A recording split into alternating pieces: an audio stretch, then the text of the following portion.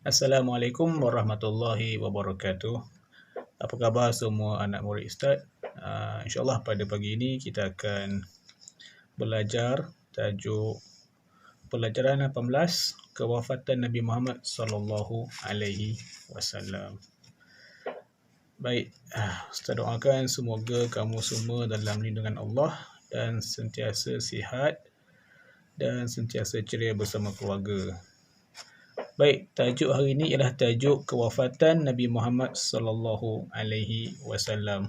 Boleh rujuk dalam buku teks halaman 163. 163.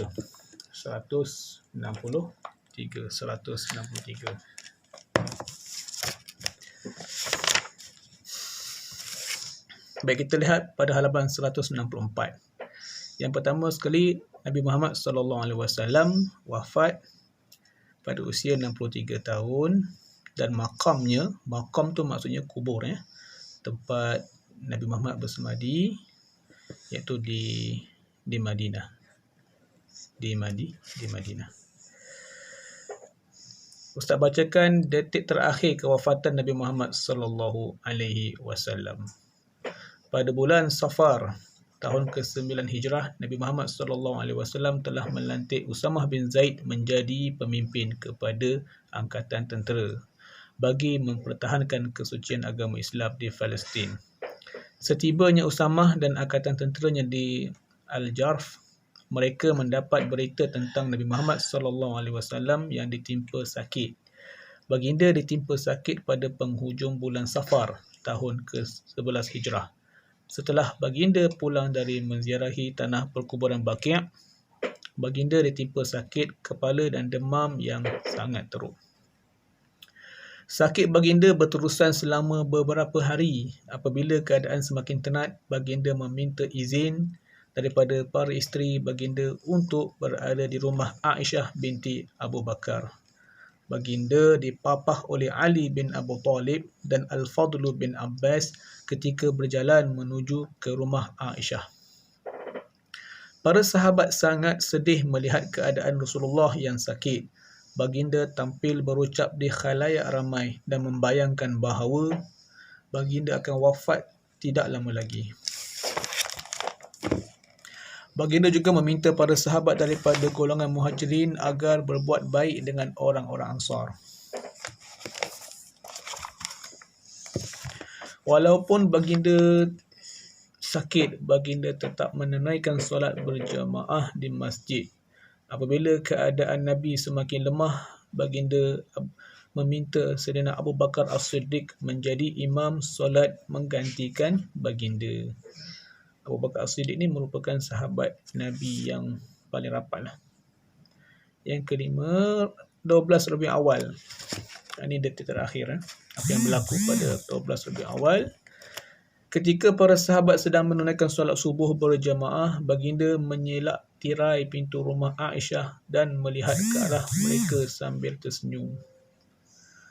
Perbuatan Nabi disedari oleh orang ramai dan mereka gembira kerana menyangka baginda sudah sihat dan akan menjadi imam. Keadaan baginda semakin tenat. Baginda memanggil anaknya Fatimah, cucu-cucu dan para isteri baginda untuk memberikan pesanan. Baginda meninggalkan pesanan berulang kali kepada umatnya agar memelihara solat. Ketika hampir saat kewafatan Nabi Muhammad sallallahu alaihi wasallam, Abdul Rahman datang bertemu baginda dengan membawa kayu siwak. Kayu siwak ialah kayu sugi. Kayu sugi macam ni contohnya, kayu sugi. Kenapa dengan kayu sugi? Baginda memberikan isyarat kepada Aisyah bahawa baginda hendak bersiwak. Pada ketika itu, baginda berada di pangkuan Aisyah. Sejurus kemudian, wafatlah baginda ketika berusia 63 tahun. Bersiwak maknanya sebelum Rasulullah SAW menghembuskan nafas yang terakhir, baginda sempat melakukan siwak bersugi sebelum meninggal dunia. Suasana di Madinah diselubungi rasa pilu apabila berita kewafatan Nabi tersebar. Para sahabat sangat sedih dan berdukacita menerima berita kewafatan baginda. Apabila mendengar berita tersebut, Abu Bakar bergegas ke rumah Aisyah dan masuk ke dalamnya tanpa berkata sepatah pun kepada orang ramai.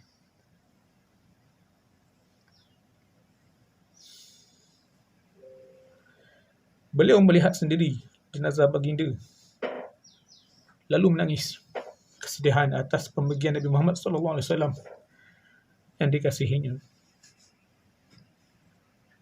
Beliau mencium wajah baginda, lalu keluar menemui para sahabat dan mengesahkan berita kewafatan Nabi Muhammad SAW.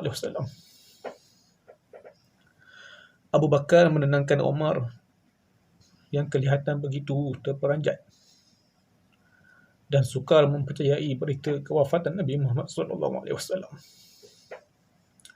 Pada waktu itu adik-adik, Sayyidina Umar yang orang yang sangat tegas, sangat garang dan sangat ditakuti oleh orang ramai, tidak menyangka, tidak mempercayai, tidak boleh terima kematian Nabi Muhammad SAW. Bahkan ada riwayat mengatakan, siapa yang menyatakan, siapa yang menyebut Nabi, siapa yang menyebut bahawasanya Nabi Muhammad tu wafat, Nabi tu mati, dia akan memenggal kepalanya. Tetapi sahabat Sayyidina Abu Bakar As-Siddiq berjaya menenangkan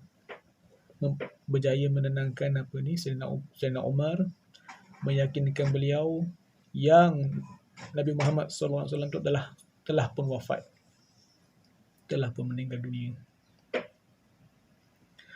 Beliau mencium wajah baginda lalu keluar menemui para sahabat dan mengesahkan berita kewafatan Nabi Muhammad SAW. Abu Bakar menenangkan Umar yang kelihatan begitu terperanjat dan sukar mempercayai berita kewafatan Nabi Muhammad SAW. Kemudian Abu Bakar berucap kepada kaum muslimin, barang siapa yang menyembah Muhammad, sesungguhnya Muhammad telah pun wafat. Dan barang siapa menyembah Allah, sesungguhnya Allah Maha Hidup. Kemudian beliau membacakan surah Ali Imran ayat ke-144. Setelah mendengar ayat Al-Quran yang dibacakan oleh Sayyidina Abu Bakar, barulah umat Islam dan Sayyidina Umar pada waktu itu tunduk dan mengakui bahawasanya Nabi Muhammad telah pun wafat. Beberapa orang sahabat menguruskan jenazah Nabi Muhammad SAW. Jenazah baginda dimandikan dan dikafankan. Seterusnya disembahyangkan secara berperingkat oleh kaum muslimin. Akhirnya baginda dimakamkan di tempat baginda wafat, iaitu di rumah Aisyah. Begitulah adik-adik sekalian peristiwa yang berlaku kewafatan Nabi Muhammad sallallahu alaihi wasallam. Yang paling penting sekali, kesan daripada kewafatan ini yang kita perlu ambil, yang kita perlu pelajari, iaitulah yang pertama sekali, keimanan kita terhadap Allah yang Maha Kekal dan Nabi Muhammad SAW sebagai pesuruh Allah semakin kukuh. Yakinlah kita hidup dan mati itu datangnya daripada Allah. Allah yang menghidupkan dan Allah yang mematikan. Dan yang kedua, kesan daripada kewafatan Nabi, iaitu kita setelah kewafatan Rasulullah SAW, kita mesti berpegang teguh kepada Al-Quran dan hadis Nabi Muhammad SAW. Kemudian yang ketiga, kita perlulah bersatu hati dan bersatu hati dalam berpegang teguh kepada syariat Allah Subhanahu Wa Taala. Dan yang terakhir, apakah kesan daripada peristiwa kewafatan Nabi Muhammad SAW? Iaitu selepas Nabi Muhammad wafat, tidak ada lagi Nabi, tidak ada lagi Rasul, yang hanya adalah Al-Quran dan Sunnah, dan kewajipan kita pula untuk menunaikan, menyebarkan dakwah Islam kepada orang lain, sama ada orang Islam ataupun orang bukan Islam. Tunjukkan akhlak yang baik, tunjukkan perilaku yang terbaik kepada mereka.